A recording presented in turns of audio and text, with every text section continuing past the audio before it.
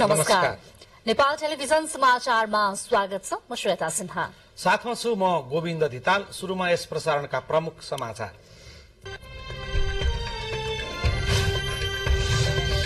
स्वास्थ्यमा समस्या आएपछि राष्ट्रपति पौडेल पुनः अस्पताल भर्ना। स्वास्थ्य अवस्थाबारे जानकारी लिन प्रधानमन्त्री प्रचण्ड शिक्षण अस्पतालमा। निजी कम्पनीलाई राष्ट्रिय परिचय पत्र बनाउन दिने निर्णय खारेज। भू उपयोग नीति स्वीकृत भएसँगै जग्गा कित्ता काटको बाटो खुल्यो। आर्थिक समृद्धिका लागि बिजुलीको निर्यात आवश्यक भएको प्रधानमन्त्रीको भनाई। नेपालमै बिजुलीको खपत बढाउन प्राथमिकता दिइने। उपनिर्वाचन हुने 3वटै निर्वाचन क्षेत्रमा चुनावी प्रचार प्रसार तीव्र। आम निर्वाचन जस्तै गरी राजनीतिक वृत्तमा जीत हारको हिसाब किताब। कोरोना संक्रमणबाट आज थप 2 जनाको मृत्यु। दैनिक संक्रमणको दर बढ्दै। भारतबाट नयाँ वर्षमा घर फर्कनेहरूको कारण संक्रमणको दर बढेको विज्ञहरूको भनाई। रुसले कब्जा गरेका युक्रेनी भूमिको अवस्था बुझ्न रुसी राष्ट्रपति पुतिन खेर्सनमा। युद्धको समीक्षा गर्दै अघि बढ्ने रुसी रणनीतिको अन्तर्राष्ट्रिय समुदायद्वारा विरोध। र घरेलु मैदानमा भएको एसीसी प्रिमियर कप अन्तर्गतको पहिलो खेलमा विजयी बन्दै नेपालको सुखद सुरुवात। उद्घाटन खेलमा मलेसिया 6 विकेटले पराजित।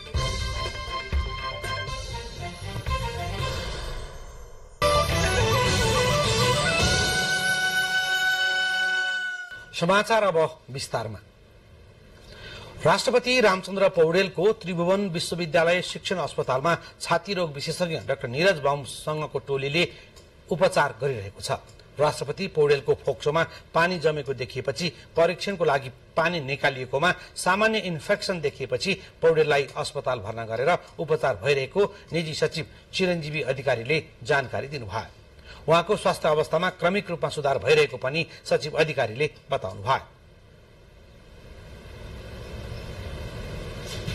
यसैबीच प्रधानमन्त्री पुष्पकमल दाहाल प्रचण्ड त्रिभुवन विश्वविद्यालय शिक्षण अस्पताल पुग्नु भई राष्ट्रपतिको स्वास्थ्य अवस्थाको बारेमा जानकारी लिनुभएको छ। नेपाल सरकारले राष्ट्रिय परिचय पत्रको व्यक्तिगत विवरण निजी कम्पनीले रुजु गर्न पाउने गरी पारित गरेको कार्यविधि खारेज गरेको छ। प्रधानमन्त्री कार्यालय सिंहदरबारमा आज बसेको मन्त्री परिषदको बैठकले निजी कम्पनीलाई दिने गरी भएको निर्णय खारेज गरी आवश्यक छानबिन गर्ने निर्णय गरेको हो। नागरिकको विवरण प्रमाणीकरण एवं अन्तर प्रणाली आबद्धता सम्बन्धी कार्यविधि 2079लाई मंगलबार बसेको मन्त्री परिषदको बैठकले खारेज गरेको सरकारका प्रवक्ता एवं संचार तथा सूचना प्रविधि मन्त्री रेखा शर्माले जानकारी दिनुभयो। यसैगरी बैठकले भू उपयोग नीति स्वीकृति गरी कार्यान्वयन गर्ने निर्णय पनि गरेको छ। यो निर्णयसँगै भूमि सम्बन्धी विभिन्न मन्त्रालयले गरेको निर्णय खारेज हुने र जग्गा कित्ता काट खुल्ला हुने सरकारका प्रवक्ता शर्माले जानकारी दिनुभयो। सम्बन्धी जुन एउटा व्यवस्थापन सूचना प्रणाली मार्फत सुरक्षित तवरले नागरिकको विवरण प्रमाणीकरण एवं अन्तर प्रणाली आबद्धता सम्बन्धी जुन कार्यविधि बनेको थियो र त्यसअनुसार जुन अहिले हाम्रो सिरियल्ली मिडियाहरूमा पनि आइराखेकै कुराहरू छ। यसले गर्दा व्यक्तिगत डाटाहरू राष्ट्रका सुरक्षाहरू अब यो निजी कम्पनीलाई दिने भन्ने जुन एउटा कार्यविधि पास भएको छ गृह मन्त्रालय अन्तर्गत, त्यो कार्यविधिलाई खारेज गर्ने निर्णय भएको छ र त्यसका निम्ति यो के कति कस्तो कारणले भएको, यो किन भयो भन्ने विषयमा छानबिन समिति बनाएर छानबिन गर्ने भन्ने एउटा निर्णय भएको छ गृह मन्त्रालयको प्रस्तावमा। अर्को यो भू उपयोग पहिलो संशोधन नियमावली 2079 स्वीकृत गर्ने भन्ने निर्णय भएको छ र यसअघि अब मन्त्रालय स्तरबाट जति पनि अब भूमि सम्बन्धी जुन निर्णयहरू भएका थिए, कतिपय किताकार सम्बन्धी रोकिएका थिए होइन, मान्छेको अंशभन्दा अब किनेका जग्गाहरूको वितरण कुरा पनि सबै अड्केको हुनाले त्यसलाई सहजीकरण गर्ने गरी यो नियमावलीलाई आज स्वीकृत गरिएको छ। र त्यसै गरेर अब अर्को निर्णय चाहिँ यो काठमाडौँ तराई मधेस द्रुत मार्गको जुन विषय छ, फास्ट्यागको विषय र खोकना इलाकाको जग्गाको सम्बन्धमा जुन लामो समयदेखि यो समस्याको रूपमा रहिरहेको छ, यो समस्यालाई समाधान गर्ने उद्देश्यले हाम्रो माननीय प्रधानमन्त्री रक्षा मन्त्री पूर्णबहादुर खड्काको नेतृत्वमा एउटा संयोजकतामा एउटा समिति बनाउने भन्ने निर्णय भएको समिति बनेको छ।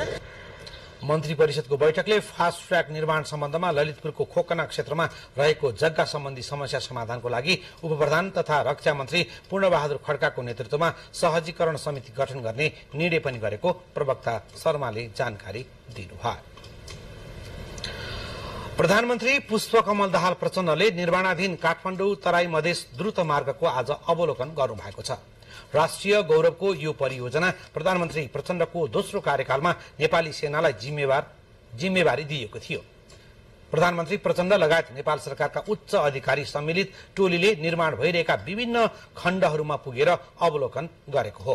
प्रधानमन्त्री प्रचण्डको साथमा उप प्रधानमन्त्री तथा रक्षा मन्त्री पूर्ण बहादुर खड्का, भौतिक तथा यातायात व्यवस्था मन्त्री प्रकाश ज्वाला, अर्थमन्त्री डाक्टर प्रकाश शरण महत, मुख्य सचिव शंकरदास बैरागी, नेपाल सरकारका सचिव र नेपाली सेनाका प्रधान सेनापति प्रभुराम शर्मा लगायतको सहभागिता थियो। काठमाडौँलाई तराई मधेससँग जोड्ने सबैभन्दा छोटो दूरीको यो आयोजना नेपाली सेनाको व्यवस्थापनमा निर्माण भइरहेको छ। प्रधानमन्त्री पुष्पकमल दाहाल प्रचण्डले आन्तरिक खपत वृद्धि गर्दै आर्थिक समृद्धिका लागि बिजुलीको निर्यात आवश्यक भएको बताउनु भएको छ। काठमाडौँमा आयोजित पावर समिट 2023 को शुभारम्भ गर्नुहुँदै प्रधानमन्त्रीले मुलुकलाई आर्थिक रूपमा सबल बनाउन र अर्थतन्त्रमा गुणात्मक परिवर्तन गर्न पनि हरित ऊर्जा अत्यावश्यक रहेको बताउनु भयो। उहाँले नेपालले मौसमी रूपमा नै भए पनि उपयोग गर्ने भन्दा बढी ऊर्जा उत्पादन गर्छ भन्ने घोषणा विश्वसम्म गर्न पाउँदा गर्व लागेको र सुक्खा मौसममा पनि बिजुली आयात गर्न आवश्यक नपर्ने गरी सन् 2025 सम्म निर्यात हुने अपेक्षा गरिएको बताउनु भयो। प्रधानमन्त्रीले देशका सबै जनतालाई बिजुली उपलब्ध गराउने लक्ष्यका साथ ग्रिड विस्तार गर्न र अफ ग्रिड प्रविधिमा लगानी विस्तार गरिरहेको जानकारी पनि दिनुभयो।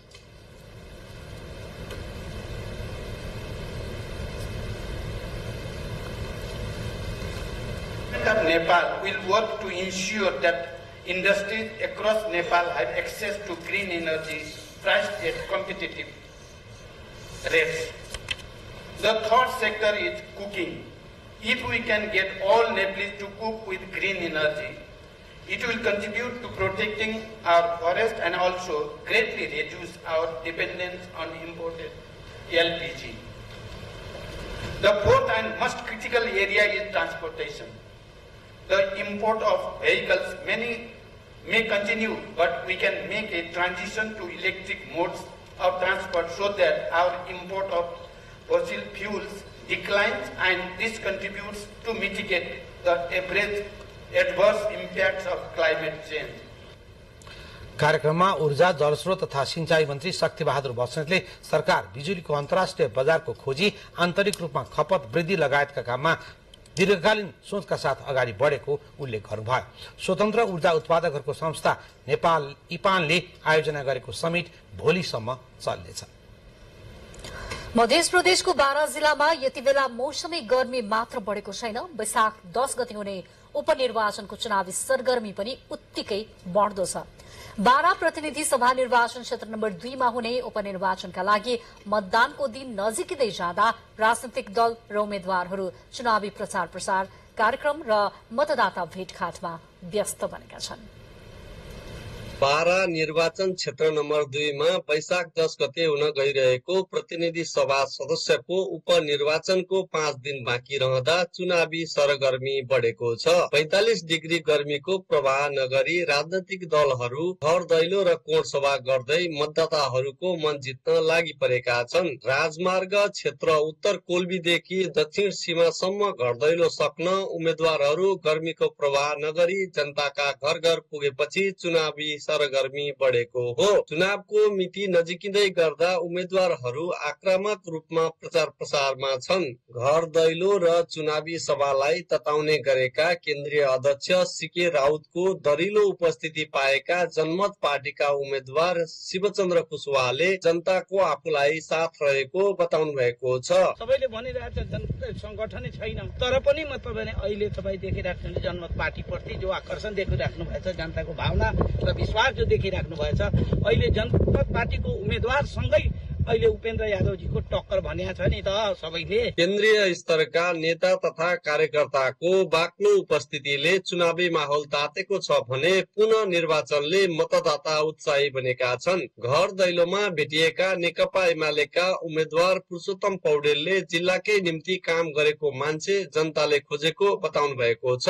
जनताले देश मान्छे हेरेका छन्, परिवर्तनकारी मान्छे हेरेका छन्, सामाजिक रूपले चाहिँ स्थापित मान्छे खोजेका छन्, जिल्लाकै निम्ति काम गरेको मान्छे खोजेका छन्, राजनीतिक संस्कार पनि खोजेका छन्, विचार पनि खोजेका छन्, नीति पनि खोजेका छन्। यो सबै हिसाबले नेकपा एमाले अगाडि छ। तिप्रा बिर्ता गाउँको घर दैलोमा मतदाताले स्वागत गर्दै गर्दा भेटिएका जसपाका अध्यक्ष एवं उम्मेद्वार उपेन्द्र प्रसाद यादवले ऐतिहासिक बाराको विकास आफूले गर्न सक्ने बताउनु भएको छ। बाराका जनताले इतिहास बनाएका छन्। ऐतिहासिक जिल्ला सड़क यातायातको विकास गर्ने, स्वच्छ र स्वस्थकर पिउने पानीको व्यवस्था, स्वास्थ्यको उपचारको व्यवस्था र स्कुलहरूमा राम्रो शिक्षा, खेतमा सिंचाइ र मल खाद प्रयोग गर्ने भने यहाँका मान्छेले सुन फलाएर जग्गामा यो देशलाई धनी बनाउन सक्छ। आम जनता पार्टीका उम्मेद्वार अरुण ग्यावाली र राष्ट्रिय स्वतन्त्र पार्टीका रमेश खरेलले समेत दरिलो उपस्थिति देखाउँदै चुनावी अभियानलाई तीव्र पारेका छन्। 1,05,298 मतदाता रहेको यस निर्वाचन क्षेत्रमा 36 जनाले उम्मेदवारी दर्ता गरेका छन्। निर्वाचित सभासद रामसाय प्रसाद यादव उपराष्ट्रपति बनेपछि पुनः निर्वाचन हुन लागेको यस क्षेत्रमा त्रिपक्षीय जसपा, जनमत र एमाले बीच प्रतिस्पर्धा हुने आंकलन गरिएको छ। पार्टीहरू बीच प्रतिस्पर्धा भए पनि मतदाताले कसलाई पत्याउँछन् हेर्न बाँकी छ। नेपाल टेलिभिजनका लागि गुरुप्रसाद गौतम, मध्य प्रदेश, बारा। उता राष्ट्रपतिमा रामचन्द्र पौडेल निर्वाचित हुनु भएपछि रिक्त भएको प्रतिनिधि सभातर्फ तनहुँ क्षेत्र नम्बर 1 मा पनि उपनिर्वाचनका लागि चुनावी प्रतिस्पर्धा रोचक बन्दै गएको छ। निर्वाचनमा सत्ता गठबन्धन नेकपा एमाले र राष्ट्रिय स्वतन्त्र पार्टीका उम्मेद्वार मात्र नभई पूरै पार्टी पंक्ति मतदाता रिझाउन घर दैलोमा व्यस्त छन्। आउँदो आइतबार हुने उपनिर्वाचनका लागि तनहुँ 1 मा 9 वटा दलका उम्मेद्वारहरू चुनावी मैदानमा छन्। तर लोकतान्त्रिक वाम गठबन्धनका तर्फबाट उम्मेद्वार रहनुभएका नेपाली कांग्रेसका गोविन्द भट्टराई, नेकपा एमालेका सर्वेन्द्र खनाल र राष्ट्रिय स्वतन्त्र पार्टीका डाक्टर स्वर्णिम वाग्ले बीच प्रतिस्पर्धा छ। 3 जना उम्मेद्वारले मतदातालाई आफ्नो पक्षमा मतदान गर्न घर दैलो कार्यक्रमलाई तीव्र पार्नु भएको छ। कुनै लाभको पदमा नभए पनि क्षेत्रको विकास र मतदातामा लोकप्रिय रहनुभएका उम्मेद्वार भट्टराईलाई मंसिर 4 गते राष्ट्रपति पौडेलले प्राप्त गर्नुभएको मतलाई जोगाउने चुनौती छ। राष्ट्रपति पौडेलले मंसिर 4 गतेको निर्वाचनमा 25,318 मत प्राप्त गर्नुभएको थियो। कांग्रेसले गत निर्वाचनमा प्राप्त मतलाई सुरक्षित राख्दै जित सुनिश्चित गर्ने तयारी गरेको छ। तर कांग्रेस उम्मेद्वारका लागि एमाले र राष्ट्रिय स्वतन्त्र पार्टीका उम्मेद्वार चुनौती बनेका छन्। नेपाल विद्यार्थी संघका पूर्व केन्द्रीय अध्यक्ष र नेपाल तरुण दलका पूर्व महामन्त्री समेत रहिसक्नु भएको भट्टराईको पक्षमा मत माग्न केन्द्रीय नेताहरू समेत तनहुँमै व्यस्त छन्। भट्टराईले खानेपानी, मोटर बाटो, विद्यालय निर्माण लगायत ग्रामीण विकासका मुद्दालाई प्राथमिकता दिनुभएकोले भट्टराईको जित निश्चित रहेको नेपाली कांग्रेस जिल्ला सचिव लक्ष्मी भक्त खनालले बताउनुभयो। गोविन्द भट्टराई नेपाली राजनीतिको एउटा अभिन्न अङ्गको रूपमा अगाडि बढ्नु भएको छ। धेरै समयदेखि रूपान्तरणका लागि र राजनीति मार्फत हरेक ठाउँका विकासका लागि अग्रसर रहनुभएको कारणले गर्दा गोविन्द भट्टराईलाई नै भोट दिनुपर्ने मैले मान्यता देख्दछु। नेपाली कांग्रेस परित्याग गरी राष्ट्रिय स्वतन्त्र पार्टीबाट उम्मेदवारी दिनुभएका स्वर्णिम वाग्लेले पनि मतदाता भेटघाटलाई तीव्र पार्नु भएको छ। कांग्रेसका रुष्ट जिल्ला तहका नेता र कार्यकर्ता साथमा लिएर वाग्ले चुनावी मैदानमा खटिनु भएको छ। कांग्रेसकै असन्तुष्ट पक्ष र नयाँ मतदाताको विश्वासमा जित निकाल्ने लक्ष्य राखेको राष्ट्रिय स्वतन्त्र पार्टीले आर्थिक विकास र समृद्धिको विषयलाई प्राथमिकता दिएको राष्ट्रिय स्वतन्त्र पार्टीका जिल्ला संयोजक विकास सिदेले बताउनुभयो। उहाँलाई व्यक्तिगत रूपमा उहाँहरू गलत भन्न खोजेको छ होइन। अहिले चाहिँ हाम्रो समग्र राष्ट्र र तनहुँ क्षेत्र नम्बर 1 लाई चाहिने उम्मेदवार चाहिँ को हो भन्दा डाक्टर स्वर्णिम वाग्ले नै हो। मंसिर 4 गतेको निर्वाचनमा गठबन्धनले प्राप्त गरेको मतलाई यसपटकको निर्वाचनमा राष्ट्रिय स्वतन्त्र पार्टीले काट्ने आकलन एमालेको छ। कम्युनिस्ट विचारका एक्ला उम्मेद्वारको नारा लिएर एमाले गठबन्धनको मत क्रस गर्ने रणनीति पनि लिएको छ। मंसिर 4 गतेको निर्वाचनमा प्राप्त मतलाई सुरक्षित राख्दै जित निकाल्नेमा एमाले विश्वस्त रहेको एमाले प्रचार विभाग प्रमुख प्रदीपराज अधिकारीले बताउनुभयो। यो चुनावमा हामी जित निकाल्ने अभियानका साथ कार्यकर्ताहरू र जनताहरू परिचालित गरेका छौँ। तीव्र प्रतिस्पर्धामा रहेका 3 वटै दलले कांग्रेसका पूर्व सह महामन्त्री गोविन्दराज जोशीको समर्थन जुटाउने कसरत पनि गरेका छन्। तनहुँ निर्वाचन क्षेत्र नम्बर 1 मा व्यास नगरपालिका, भानु नगरपालिका, बन्दीपुर गाउँपालिका, देवघाट गाउँपालिका र आबुखैरेनी गाउँपालिका पर्दछन्। 5 वटा पालिकाका 42 वडामा 69 मतदान स्थल र 152 मतदान केन्द्र रहने निर्वाचन कार्यालय तनहुँले जनाएको छ। यस निर्वाचन क्षेत्रमा कुल 1,23,305 मतदाता रहेका छन्। तनहुँ 1 बाट निर्वाचित रामचन्द्र पौडेल राष्ट्रपति भएपछि प्रतिनिधि सभा सदस्यको लागि उपनिर्वाचन हुन लागेको हो। पूर्ण बिके, नेपाल टेलिभिजन, गण्डकी प्रदेश, क्षेत्र नम्बर 1 तनहुँ। उपप्रधान तथा गृहमन्त्री नारायण काजी श्रेष्ठले प्रहरी प्रशासनलाई राजनैतिक हस्तक्षेप मुक्त बनाउने प्रतिबद्धता व्यक्त गर्नु भएको छ। मन्त्रालयमा आज आयोजित पत्रकार सम्मेलनमा उपप्रधानमन्त्री श्रेष्ठले सुरक्षा निकायमा दबाव र चलखेल हुने गरेको भन्दै आगामी दिनमा अवांछित गतिविधि रोकिने बताउनुभयो। मन्त्री श्रेष्ठले जेललाई सुधार गृहको रूपमा अघि बढ़ाउने तयारी गर्नुको साथै सार्वजनिक सेवा प्रदायक क्षेत्रहरूमा बिचौलियाको अवस्था अन्त्य गरिने आफ्नो कार्ययोजना रहेको जानकारी दिनुभयो। एक फरक प्रसंगमा मन्त्री श्रेष्ठले सरकार असंवैधानिक गतिविधि हुन नदिने भन्दै शान्ति प्रक्रियाका बाँकी कार्यभार छिटो टुङ्गो लगाउन लागि परेको पनि उल्लेख गर्नुभयो। संविधानको लोकतान्त्रिक अधिकारको प्रयोग गर्नबाट कहीँ कतै कसैलाई उसको नियतमाथि शंका गरेर नियन्त्रण गर्न पाइन्छ। सार्वजनिक सम्पत्तिको हामी क्षति गर्दैन, हामी निषेधाज्ञा जहाँ लागेको छ त्यहाँ जान दिँदैन, तर अरू लोकतान्त्रिक अभ्यास गर्न पुरै छुट्यो भन्ने हाम्रो गृह मन्त्रालयको निर्देशन छ।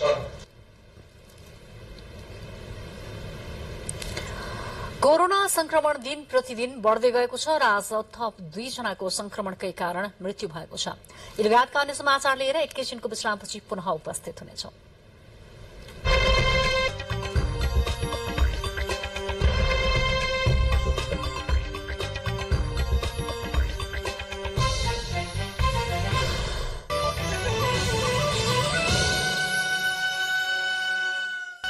विज्ञापनपछि अब बाँकी समाचार। मधेसका विभिन्न जिल्लाबाट काठमाडौँ आएका मिटर ब्याजी पीड़ितहरूले आन्दोलनका कार्यक्रम आज पनि जारी राखे।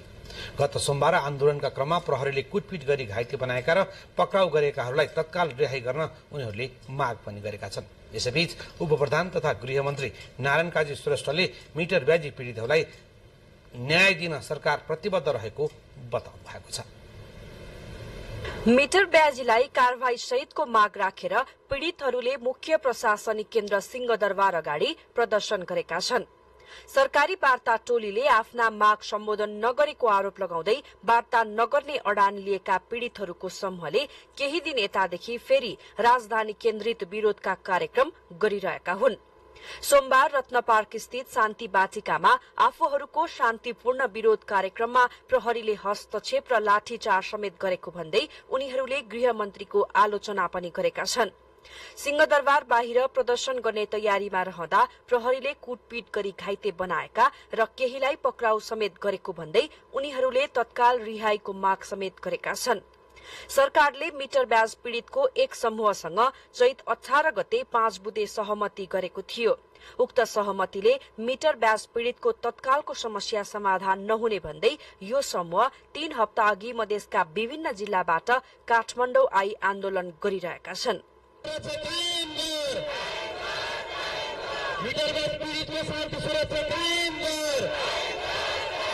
यसैबीच उपप्रधान तथा गृहमन्त्री नारायण काजी श्रेष्ठले मिटर ब्याजी पीड़ितहरूलाई न्याय दिने बताउनु भएको छ। मन्त्रालयमा आयोजित पत्रकार सम्मेलनमा उपप्रधानमन्त्री श्रेष्ठले मिटर ब्याजीहरूको समस्या समाधान गर्न सरकारले आयोग गठन गरिसकेको र मिटर ब्याजीलाई आर्थिक अपराधको रूपमा राखेर कानून निर्माण प्रक्रिया अघि बढ़िसकेको जानकारी दिनुभयो। आयोगले दिएको सुझावका आधारमा दोषीलाई कारवाही गर्दै मिटर ब्याजी शोषणको अन्त्य गर्ने पनि मन्त्री श्रेष्ठको भनाइ छ। यसलाई अन्त्य गर्ने र पीडितहरूलाई न्याय दिन सरकार प्रतिबद्ध छ, हाम्रो मन्त्रालय प्रतिबद्ध छ। त्यसकारणले मिटर ब्याजबाट पीडितहरूले जुन प्रकारले जागर अभियान चलाउनु भयो, सरकारको चाहिँ ढोका ढकेल्नु भयो वा यसो गरिनु पर्यो भनेर माग राख्नु, सबैप्रति हामी आभार व्यक्त गर्न चाहन्छौँ, धन्यवाद दिन चाहन्छौँ। यदाकदा संघर्ष हामी सबै गएको हौँ। संघर्ष भनेपछि अलिकति यताउता हुन सक्छ कहिलेकाहीँ, तर संघर्षले सरकारलाई बल नै प्रदान गरेको छ। त्यो मिटर ब्याजी शोषणका रूपलाई अन्त्य गर्नको निम्ति त्यो सरकार दृढतापूर्वक भन्न चाहन्छ। अब हामी यो मिटर ब्याजी शोषणको यो रूपलाई अन्त्य गरिसक्छौँ, पीडितहरूलाई न्याय दिलाइसक्छौँ। मिटर ब्याजीबाट आफूहरूको उठिवास भएको भन्दै मधेसका विभिन्न जिल्लामा पीड़ितहरू आन्दोलित छन्। सरकारले धान उत्पादनलाई लक्षित गरी रासायनिक मल आयात गर्ने भएको छ। तत्काललाई मौजात मल कम भए पनि धान खेतीकै लागि करिब 3 लाख मेट्रिक टन रासायनिक मल आयातको क्रममा रहेको छ। खेतीको सिजन सुरु भएसँगै सरकारले रासायनिक मल ल्याउने तयारी गरेको छ। कृषि सामग्री कम्पनी लिमिटेडले धान खेतीलाई लक्षित गरी 3 लाख मेट्रिक टन रासायनिक मल भित्र्याउने तयारी गरेको हो। कृषकलाई मलको अभाव हुन नदिन समयमै मल ल्याउने तयारी गरेको कम्पनीको भनाइ छ। मल वितरण निर्देशिका अनुसार लिमिटेडले 5300 सहकारी संस्था मार्फत स्थानीय तहसम्म मल बिक्री वितरण गर्ने गरेको छ। सरकारले बजारको आवश्यकता अनुसार नै मल ल्याउन लागेको हो। यस आर्थिक वर्षमा कृषकलाई रासायनिक मल बढीमा 7 लाख मेट्रिक टन र कम्तीमा 5 लाख मेट्रिक टन आवश्यक हुन्छ। लिमिटेडका कायम मुकायम प्रबन्ध सञ्चालक विष्णु प्रसाद पोखरेलले आगामी आर्थिक वर्षमा 5 लाख मेट्रिक टन रासायनिक मल ल्याउनका लागि बजेट विनियोजन भएको बताउनुभयो। अहिले नै हामीसँग 38,000 मेट्रिक टन युरिया हामीसँग स्टकमा छ र यसको अलावा 20,000 मेट्रिक टन युरिया हाम्रो जहाज कलकत्ता आएर अनलोडिङ गर्ने क्रममा छ र डिएपी हामीसँग अहिले 18,000 कति करिब स्टकमा छ र 20,000 मेट्रिक टनको डिएपीको जहाज इन्डियाको विशाखापट्टनम भन्ने पोर्टमा आएर त्यहाँ अनलोडिङ हुँदैछ र यो सबै मल 1 महिनाभित्र नेपाल आउँछ। र यसको अलावा हामीले 25,000 मेट्रिक टन डिएपी र 30,000 मेट्रिक टनको डिएपीको टेक्निकल बिड खोल्यो ओपन गरिसकेका छौँ र फाइनेन्सियल बिड हामी पर्सि 10 गते खोल्दैछौँ। त्यो मल पनि धान सिजनकै लागि हामीले भनेर गरेको टेन्डर हो, त्यो पनि यसमा आउँछ। त्यसले गर्दाखेरि यो आउने धान सिजनमा मलको अभाव हुने अवस्था मैले देख्दिनँ। साल ट्रेडिङले 30% र लिमिटेडले 70% मल आपूर्ति गर्ने गरेका छन्। हाल लिमिटेडमा 1 लाख मेट्रिक टन रासायनिक मल मौजात रहेको र अरू आपूर्ति गर्नका लागि टेन्डर खोलिएको छ। सरकारले यस वर्ष रासायनिक मलका लागि मात्र 38 अर्ब 50 करोड रुपियाँ छुट्याएको छ। क्यामेरामा शिव पंगेनीका साथ सलुजा दाहाल, काठमाडौँ। प्रतिनिधि सभाको आजको बैठकमा सांसदहरूले जनसरकारका विभिन्न विषयमा सरकारको ध्यानाकर्षण गराउनु भएको छ। रासायनिक मलको समस्या, मिटर ब्याज पीडितका समस्या, बिजुलीको खपत बढाउने उपाय, पोखरा तथा भैरहवा स्थित अन्तर्राष्ट्रिय विमानस्थलको सहज सञ्चालनको अवस्थाका बारेमा सांसदहरूले चासो राख्नु भएको हो। प्रतिनिधि सभाको आजको बैठकमा सांसद माधव सापकोटाले तातोपानी नाका खुल्ने निर्णय भए पनि अध्यागमन कार्यालय नभएकोले तत्काल कर्मचारी व्यवस्थापन गर्न माग गर्नुभयो। सांसद देवेन्द्र पौडेलले बैंक तथा वित्तीय संस्थामा पैसा थुप्रिएर रहेकोले त्यसलाई रुग्ण उद्योगमा लगानी गर्ने वातावरण बनाउन माग गर्नुभयो। समयमै विद्यार्थीले पाठ्य पुस्तक पाएको खबर सुखद रहेको उहाँको टिप्पणी थियो। सांसद पौडेलले उपचारका लागि आकस्मिक रूपमा अस्पताल पुग्ने तथा उपचारको व्यवस्था गर्न सरकारसँग माग गर्नुभयो। यसैगरी सांसद राजेन्द्र प्रसाद लिङ्गदेनले मिटर ब्याज पीडितमाथि प्रहरी प्रशासनले आक्रमण गरेकोमा आपत्ति प्रकट गर्नुभयो।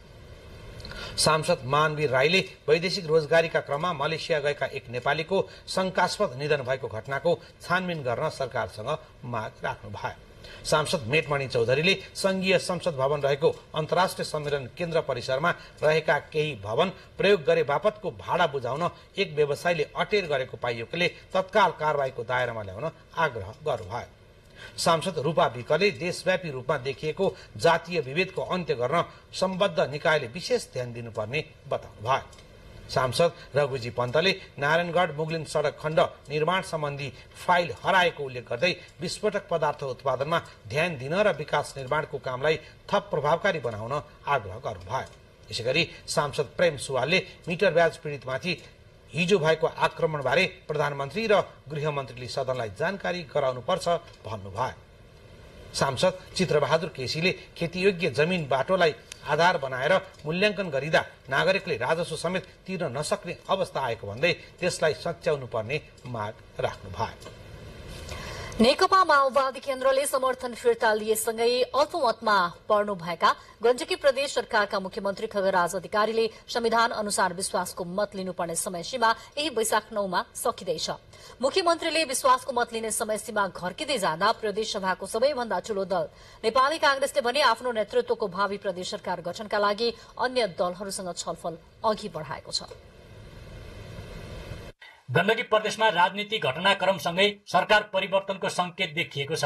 नेकपा एमालेको नेतृत्वमा रहेको गण्डकी प्रदेश सरकारलाई नेकपा माओवादी केन्द्रले दिएको समर्थन फिर्ता लिएसँगै प्रदेश सरकार अल्पमतमा रहेको छ। गत पुस 25 गते मुख्यमन्त्री खगराज अधिकारीको नेतृत्वमा गठन भएको सरकार माओवादी केन्द्रले दिएको समर्थन फिर्ता लिएपछि सरकार अल्पमतमा परेकोले वैशाख 9 गतेसम्म मुख्यमन्त्री अधिकारीले फेरि विश्वासको मत लिनुपर्ने भए पनि उहाँले विश्वासको मत लिने सम्भावना भने देखिँदैन। प्रदेश सभाको गठन र नेतृत्वको सन्दर्भमा सबै कुराको टुङ्गो केन्द्रीय शीर्ष नेताहरूको छलफलबाट नै लाग्ने भएकाले पछिल्लो समय नेपाली कांग्रेस र माओवादी केन्द्र बीच छलफलबाट गण्डकी प्रदेशमा नेपाली कांग्रेस र माओवादी सरकारले आलो पालो सरकारको नेतृत्व गर्ने गरी सहमति नजिक पुगेको दुवै दलका नेताहरूको आफ्नै दाबी रहेको छ। मतको आधारमा कसको कति पावर छ, संख्या छ, त्यसको आधारमा सरकारको नेतृत्व कसले गर्ने भन्ने कुराको निर्णय केन्द्रबाट गर्ने हुनुपर्छ। त्यही अनुसार होला भन्ने मलाई लाग्छ। नयाँ सन्दर्भमा हाम्रो पनि समर्थन बिना अगाडि बढ्न नसक्ने स्थिति भएको कारणले हामीले पार्टी केन्द्रमा र गठबन्धनका नेताहरूलाई गण्डकी प्रदेशमा पहिलोचोटि माओवादी केन्द्रको नेतृत्वको सरकार बन्नु पर्यो। त्यसपछि आलो पालो गर्ने सन्दर्भमा त्यसपछिको क्रममा चाहिँ नेपाली कांग्रेसलाई दिन सकिन्छ भन्ने कुरामा चाहिँ हाम्रो छलफल चाहिँ भइरहेको छ। 60 जना प्रदेश सभा सदस्य रहेको गण्डकी प्रदेशमा नेपाली कांग्रेस 27 सीट सहित सबैभन्दा ठूलो दल भए पनि यसअघिको प्रदेश सभाबाट 8 सीट सहित तेस्रो दल नेकपा माओवादी केन्द्र 2 मन्त्री र राप्रपाबाट 1 जना मन्त्री सहित मुख्यमन्त्री खगराज अधिकारी नेतृत्वको सरकारमा सहभागी भएको थियो। अहिले सदन बन्द रहेकोले प्रदेश प्रमुख पृथ्वीमान गुरुङले यही वैशाख 9 गते सदनको बैठक आह्वान गरिसक्नु भएको छ। बर्खे अधिवेशनको रूपमा बैठक सञ्चालनलाई अघि बढाउनका लागि पनि मुख्यमन्त्री खगराज अधिकारीले सोही दिन विश्वासको मत लिन नसक्ने अवस्था रहेमा राजीनामा दिनुहुने अड्कल दलहरूले गरेका छन्। परशुराम शर्मा, नेपाल टेलिभिजन, गण्डकी प्रदेश, कास्की, पोखरा। पछिल्लो 24 घण्टामा कोरोना संक्रमण भएर 2 जनाको मृत्यु भएको छ। विगत केही दिन यता दैनिक संक्रमितहरूको संख्या बढ़िरहेको बेला आज एकै दिन 2 जनाको मृत्यु भएको स्वास्थ्य तथा जनसंख्या मन्त्रालयले जनाएको छ। आज 2292 जनाको कोरोना परीक्षण गर्दा 171 जना संक्रमित थपिएका छन् भने 85 जना संक्रमण मुक्त भएको मन्त्रालयले जनाएको छ। देशभर 397 जना सक्रिय संक्रमित रहेको र तीमध्ये उपत्यकामा मात्रै 22 जना संक्रमित संस्थागत आइसोलेसनमा रहेको मन्त्रालयले जनाएको छ। जसमध्ये 8 जना आईसीयू र 4 जना भेन्टिलेटरमा उपचाररत रहेका छन्। कोरोना संक्रमणको जोखिम बढ़दै गएकोले जनस्वास्थ्यको मापदण्ड पालना गर्न र बुस्टर डोज खोप लगाउन स्वास्थ्य मन्त्रालयले आग्रह गरेको छ। सुदूरपश्चिम प्रदेशमा केही दिन यता कोरोना संक्रमण बढ़दै गएको छ। संक्रमित मध्ये अधिकांश भारतबाट फर्केकाहरू रहेका छन्। नयाँ वर्ष र विशु मनाउन भारतबाट घर फर्कनेहरू बढ़ेसँगै प्रदेशमा कोरोना संक्रमण बढ़ेको सुदूरपश्चिम प्रदेश स्वास्थ्य निर्देशनालयले जनाएको छ।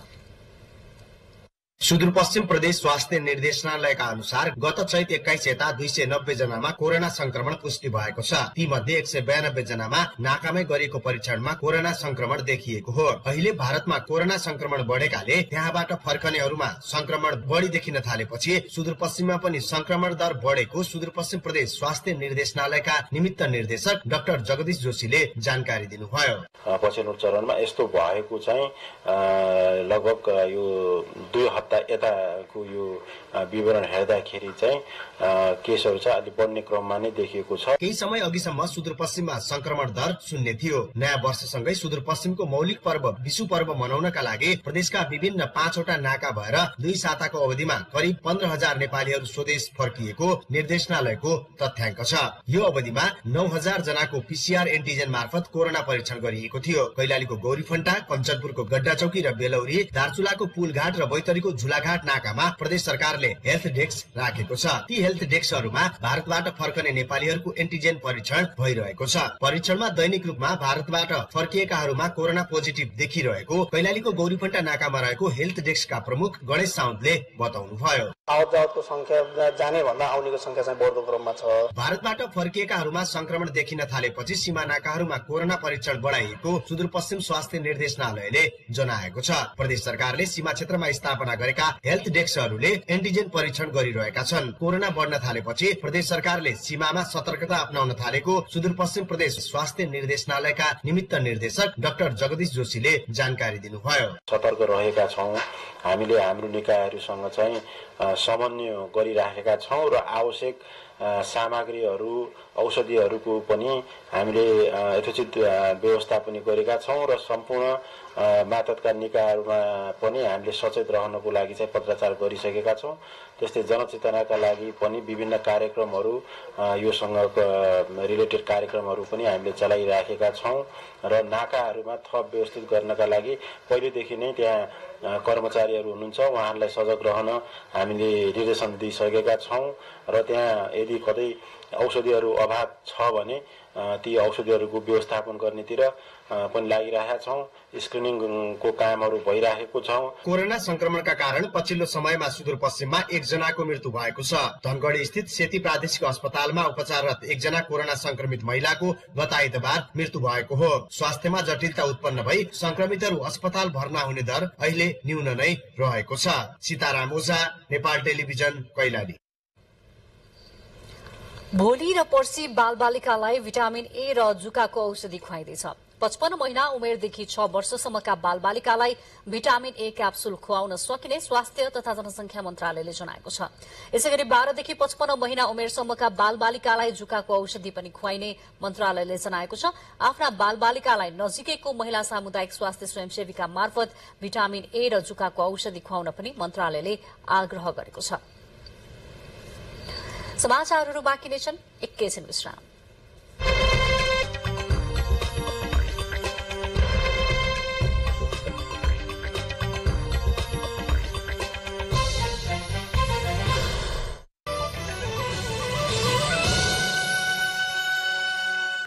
विज्ञापनपछिको बाँकी समाचारमा यहाँलाई पुनः स्वागत छ।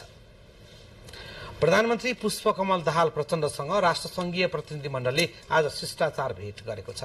प्रधानमन्त्री दाहालसँग सिंहदरबार स्थित प्रधानमन्त्री कार्यालयमा संयुक्त राष्ट्रसंघका उपमहासचिव एवं एसिया तथा पेसिफिक आर्थिक तथा सामाजिक आयोग एस्क्यापका कार्यकारी सचिव अर्मिदा सलसिंह अली झावनाले शिष्टाचार भेट गर्नुभएको हो। भेटमा उहाँहरूबीच नेपाल र एस्क्याप बीच साझेदारीका विभिन्न विषयमा विचार विमर्श भएको प्रधानमन्त्रीको सचिवालयले जनाएको छ। त्यस्तै उहाँहरूबीच अति कम विकसित राष्ट्रको सूचीबाट नेपाल सन् 2026 मा विकसित राष्ट्रको सूचीमा स्तरोन्नति हुने प्रक्रियामा रहेको सन्दर्भमा पनि छलफल भएको थियो। राष्ट्रपति रामचन्द्र पौडेलले कानून, न्याय तथा संसदीय मामिला मन्त्रालयको जिम्मेवारी उपप्रधान तथा रक्षा मन्त्री पूर्णबहादुर खड्कालाई तोक्नु भएको छ। प्रधानमन्त्री पुष्पकमल दाहाल प्रचण्डको सिफारिसमा राष्ट्रपति रामचन्द्र पौडेलले उपप्रधानमन्त्री खड्कालाई कानून मन्त्रालय पनि सम्हाल्ने गरी जिम्मेवारी दिनुभएको हो। राष्ट्रपति कार्यालयले विज्ञप्ति जारी गर्दै यो कुराको जानकारी गराएको छ। यसअघि कानून, न्याय तथा संसदीय मामिला मन्त्रालयको जिम्मेवारी प्रधानमन्त्री प्रचण्डले नै सम्हाल्दै आउनु भएको थियो। उदयपुरको चौदण्डीगढी नगरपालिका वडा नम्बर 9 हडिया जंगलमा अज्ञात समूहले अवैध तरिकाले सालका रूख कटानी गरेको छ।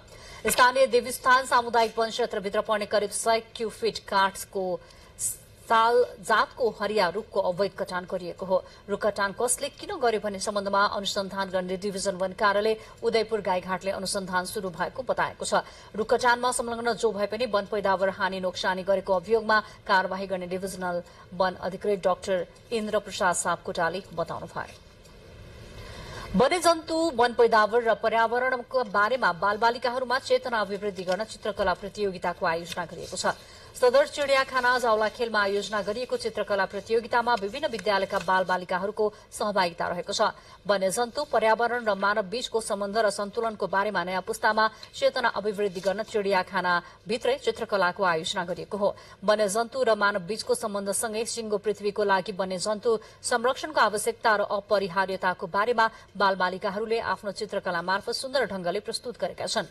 मानव र वन्यजन्तु बीचको सम्बन्ध र यसको संरक्षणमा जनचेतना अभिवृद्धि गर्न पछिल्लो कार्यक्रमले महत्वपूर्ण सहयोग पुग्ने विश्वास गरिएको छ। यसले वन्यजन्तुको संरक्षणसँगै बालबालिकामा निहित सृजनशीलता प्रवर्धनमा समेत सहयोग पुग्ने अपेक्षा गरिएको छ। पानीमा नि कस्तो हुन्छ, यसलाई संरक्षण किन गर्ने, यो संरक्षण गर्दा भोलि भविष्यमा पर्यटन विकास कसरी गर्न सकिन्छ, जैविक विविधताको संरक्षण कसरी गर्न सकिन्छ भनेर हामीले लामो समयदेखि विद्यालयमा गएर यसका प्रभावहरू, यसका कामहरू, यसका असरहरू सिकाउने गर्छौं। यस्तो वन्यजन्तु सम्बन्धी बालबच्चाहरूलाई जनचेतना दिन सक्यो भने धेरै राम्रो हुन्छ। त्यसको लागि अहिले तपाईँ नेपाल टेलिभिजन समाचारका साथमा हुनुहुन्छ। बुलेटिनमा प्रमुख समाचार पुनः एकपटक।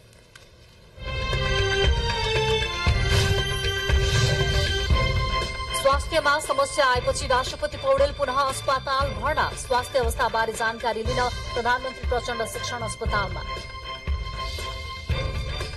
निजी कम्पनीलाई राष्ट्रिय परिचय पत्र बनाउन दिने निर्णय खारेज। भू उपयोग नीति स्वीकृत भएसँगै जग्गा किताकाटको बाटो खुल्यो। आर्थिक समृद्धिका लागि बिजुलीको निर्यात आवश्यक भएको प्रधानमन्त्रीको भनाई।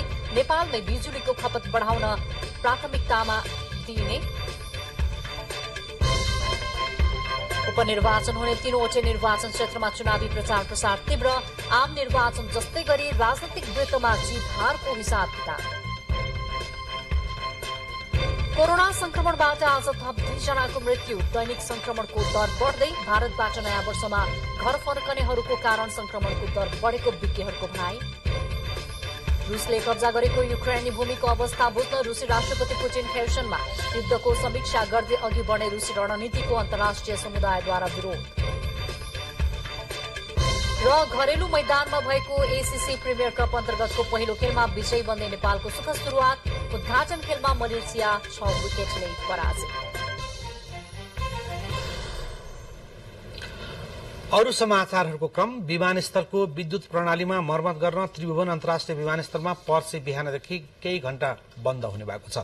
विमानस्थलमा रहेको यूपीएस विद्युतीय प्रणालीमा आवश्यक मर्मत गर्न पर्सि बिहिबार बिहान 1 बजेदेखि बिहान 7 बजेसम्म कुनै पनि आन्तरिक र अन्तर्राष्ट्रिय उडान एवं अवतरण नहुने नागरिक उड्डयन प्राधिकरणले जनाएको छ।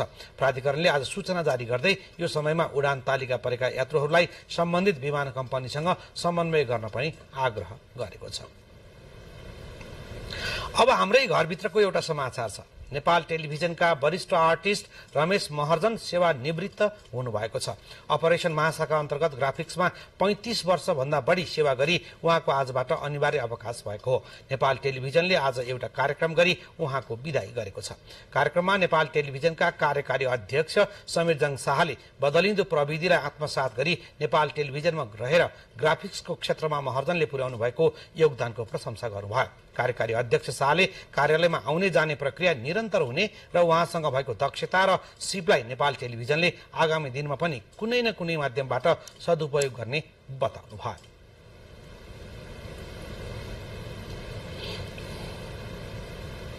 प्रवेश गर्दाखेरि नै यहाँको विनिमयहरूले इङ्गित गरिसकेका हुन्छ कि हामी कति जान्छौँ भनेर। त्यसकारण आउने जाने प्रक्रियालाई हामीले एउटा नियमित प्रक्रिया देख्नुपर्छ र बस्दा रहँदा भएका योगदान सम्बन्धहरू सधैँभरि कायम रहन्छ लाग्छ। विदाई कार्यक्रममा नेपाल टेलिभिजनका महाप्रबन्धक फूलमान बल तामाङले वरिष्ठ आर्टिस्ट महर्जनको विज्ञता र कार्यकुशलतालाई नेपाल टेलिभिजनले सदैव सम्झिरहने बताउनु भयो। विज्ञता तपाईँको एक्सपर्टिज जो छ त्यो प्रयोग गर्नको लागि हामीलाई केही सेवा छैन र नेपाल टेलिभिजनसँग तपाईँले सम्बन्ध टुट्यो भन्ने हिसाबको नखानिदिनु होला। कार्यक्रममा निमित्त नायब महाप्रबन्धक चिन्तामणि बराल, नेपाल टेलिभिजन कर्मचारी संघका अध्यक्ष गोपाल प्रसाद दाहाल, नेपाल टेलिभिजन कर्मचारी युनियनकी वरिष्ठ उपाध्यक्ष अनिता गिरी कार्की, नेपाल पत्रकार महासंघ नेपाल टेलिभिजन प्रतिष्ठान शाखाका अध्यक्ष दीपक जङ हमाल लगायतले महर्जनले आफ्नो सेवा अवधिभर संस्थानलाई प्रविधिको क्षेत्रमा अगाडि बढाउनका लागि गरेको योगदानको चर्चा गर्नुभएको थियो। भक्तपुरको प्रसिद्ध बिस्का जात्राको अन्तिम दिन तलाकुवा स्थित कुम्हाले टोलमा लाहा मरुम्ह योसिद्यो अर्थात हात नभएको लिङ्गो ढालिएको छ। गत वर्षको अन्तिम दिन चैत 30 गते ठड्याइएको उक्त हात नभएको लिङ्गो आज ढालिएको हो। प्रत्येक वर्ष चैत मसान्तका दिन योसिद्यो ठड्याउने र वैशाख 5 गतेका दिन ढाली भान भैरवनाथ र भद्रकालीकै रथ तानेर विधिपूर्वक रूपमा सम्पन्न गरिएको छ। अब एउटा अन्तर्राष्ट्रिय प्रसंग। रूसी राष्ट्रपति भ्लादिमिर पुटिनले अघिल्लो वर्ष रूसले कब्जा गरेको युक्रेनी भूमि खेर्सनको भ्रमण गर्नुभएको छ। खेर्सनमा रूसी सेनाले आयोजना गरेको बैठकमा राष्ट्रपति पुटिन सहभागी हुनुभएको हो। त्यहाँ राष्ट्रपति पुटिनले युक्रेनसँगको युद्धमा भएका पछिल्ला प्रगति र अवस्थाका बारेमा सैनिक कमाण्डरहरूसँग जानकारी लिनुभएको थियो। राष्ट्रपति पुटिनले यसै मेसोमा लुहान्स्कको पनि भ्रमण गर्नुहुनेछ। रूसी राष्ट्रपतिले गर्ने यो विरलै भ्रमण मध्येको एक हो। गत मार्चमा मात्र उहाँले मरियोपोलको आकस्मिक भ्रमण गर्नुभएको थियो। भ्रमणको क्रममा पुटिनले आणविक भट्टिरहेको जापोरिजिया क्षेत्रको अवस्था बारेमा पनि जानकारी लिनुभएको थियो। अन्तर्राष्ट्रिय संचार माध्यमहरूले पुटिनको यो भ्रमणले रूस युद्धको समीक्षा गर्दै अघि बढ्न खोजेको टिप्पणी गरेका छन्। पश्चिमा देशहरूले भने रूसले युक्रेनमा गरेको युद्ध अपराधको छानबिन हुनुपर्ने युक्रेनी मागमा सहमति जनाइरहेका छन्। बाँकी समाचार एकैछिनमा।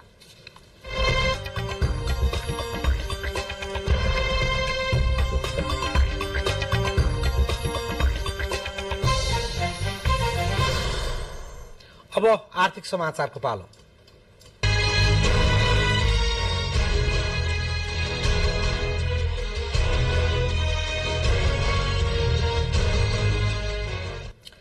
हरित ऊर्जाको व्यापार वृद्धिका लागि काठमाडौँमा 2 दिने ऊर्जा सम्मेलन 2023 शुरू भएको छ।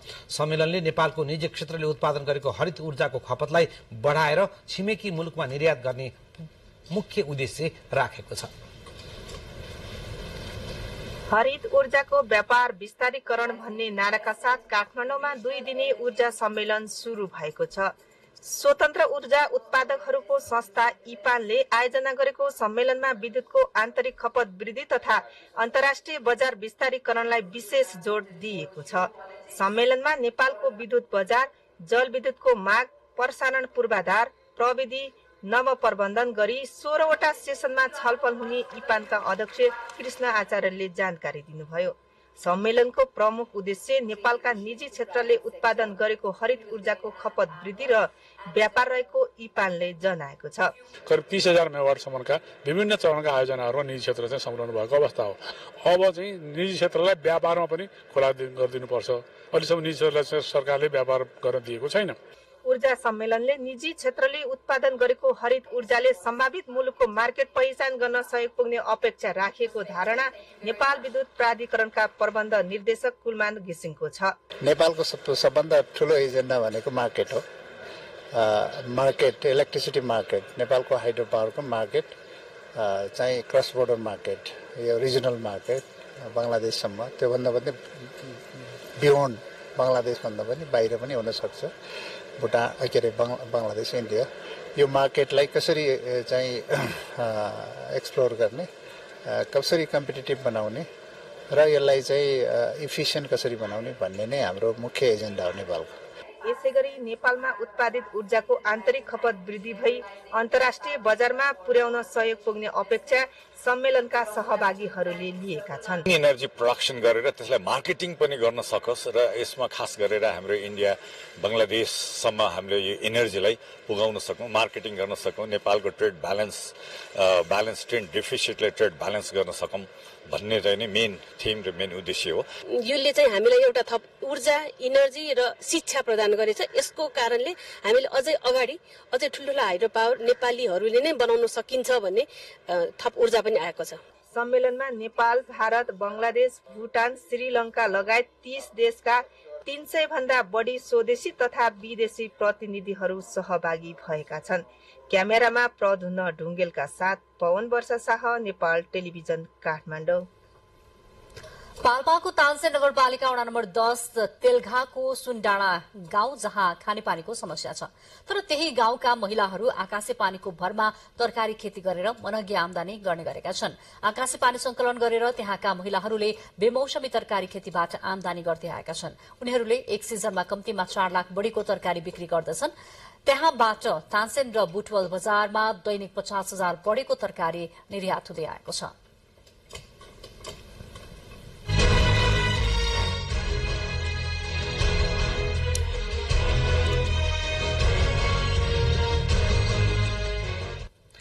आर्थिकपछि अब खेलकुद समाचार।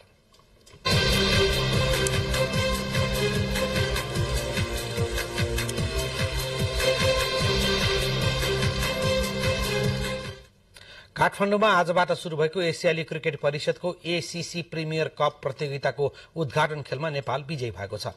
प्रतियोगिताको समूह ए को पहिलो खेलमा पाहुना टोली मलेसियालाई 6 विकेटले पराजित गर्दै नेपालले विजयी शुरूआत गरेको हो। टस जितेर पहिले ब्याटिङ गरेको मलेसियाले दिएको 236 रनको लक्ष्य नेपालले 36.2 ओभरमा 4 विकेटको क्षतिमा पूरा गर्यो। नेपालको जितमा कुशल मल्ल र भीम सार्कीले अर्धशतकीय पारी खेले। चौथो विकेटका लागि 112 रनको साझेदारी गरेका यी दुई मध्ये कुशलले अभिजित 70 रन बनाए भने भीमले 71 रन।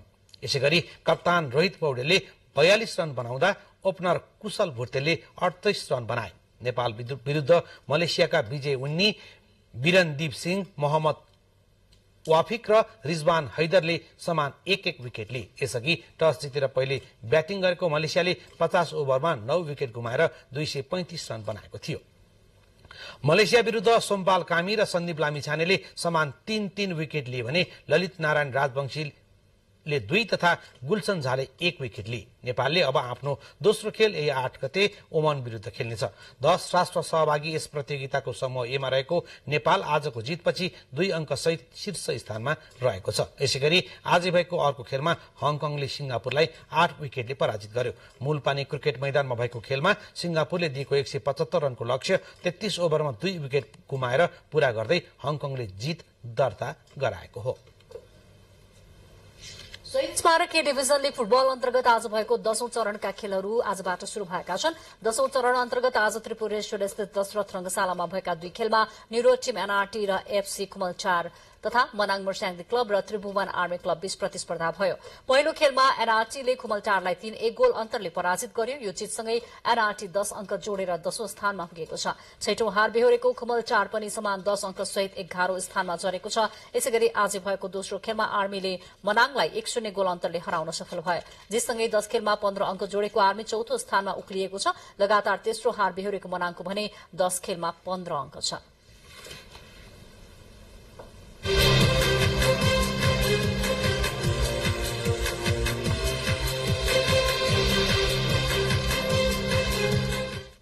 अब मौसम सम्बन्धी जानकारी। देशका पहाड़ी भागमा आज राति आंशिकदेखि सामान्यतया बदली भई 1-2 स्थानमा मेघ गर्जनसहित हल्का वर्षाको सम्भावना रहेको मौसम पूर्वानुमान महाशाखाले जनाएको छ। अब मौसम सम्बन्धी थप विवरण।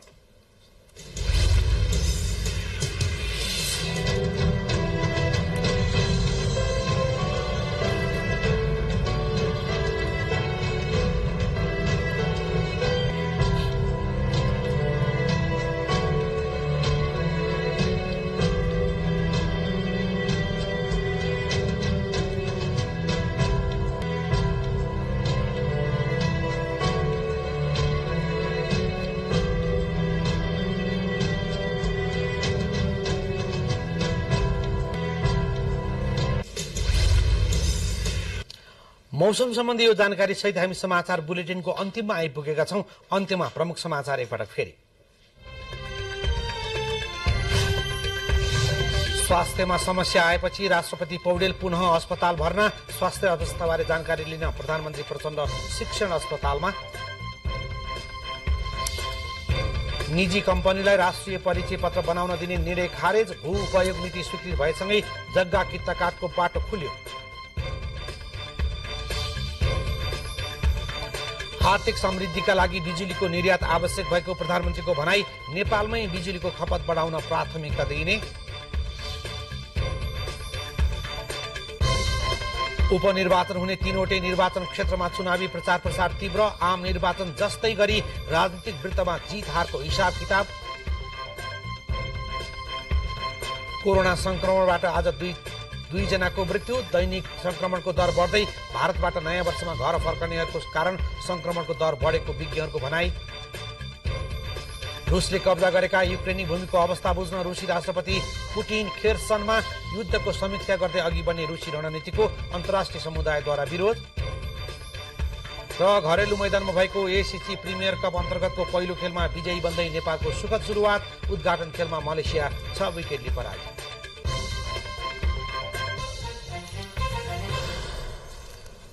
हवस् त समाचार सकियो। हामीलाई बिदा दिनुहोस्।